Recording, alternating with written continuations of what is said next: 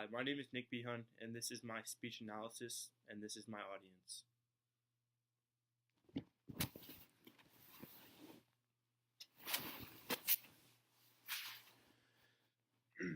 Martin Luther King Jr. gave his I Have a Dream speech on August 28, 1963. He was an African American who wanted to speak up against segregation. I will talk about Dr. King's background, the backdrop at the time, and how the world is better today due to him. Dr. Martin Luther King Jr. was a huge believer in equality and was fighting for it his whole entire life. Martin Luther King Jr. was born on February 15th in Atlanta, Georgia. He led the African American Civil Rights Movement. As a young adult, he knew that he wanted to make the country better, and he became a civil rights activist. He led the Montgomery bus boycott and became the first president of the Southern Christian Leadership Conference. He was not successful in leading numerous acts against segregation, which then led to one of the most famous speeches in the United States history. In 1963, he spoke in the March on Washington. 1 year after his I Have a Dream speech, Dr. King won a Nobel Peace Prize award. At the time of the March on Washington, the United States had an internal problem. That problem was segregation. On August 28, 1963, Dr. King delivered his I Have a Dream speech in Washington, D.C.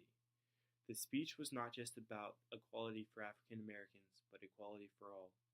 The most famous quote from that amazing speech was the line, and I quote, "I had a dream that my 4 little children will one day live in a nation where they will not be judged by the color of their skin, but by the content of their character."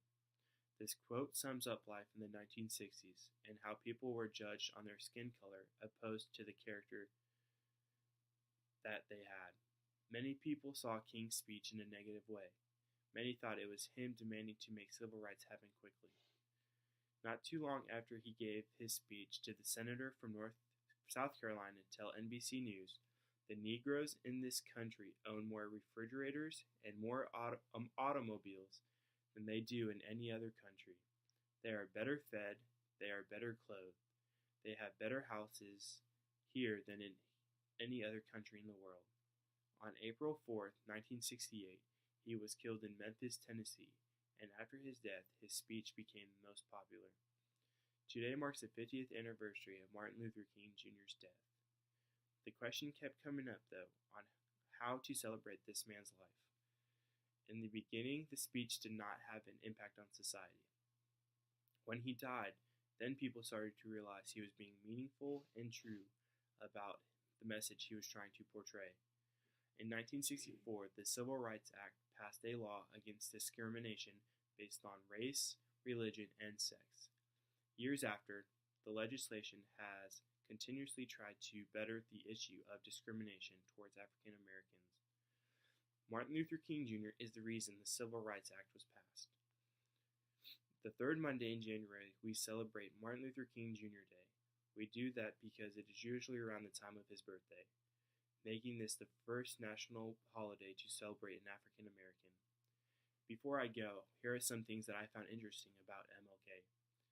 His name was not Martin, but actually Michael. His father changed both of their names to Martin when Michael had turned 5 years old. 10 years after that, he attended Morehouse College, skipping past all of high school.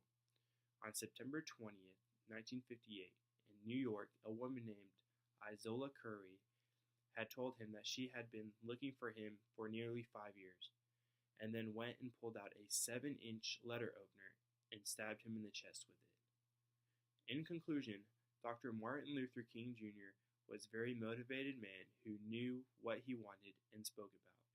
He showed amazing bravery knowing the punishments that could have happened to him due to the color of his skin, but he had the strength to stand up and preach about what he thought should be done. Thank you.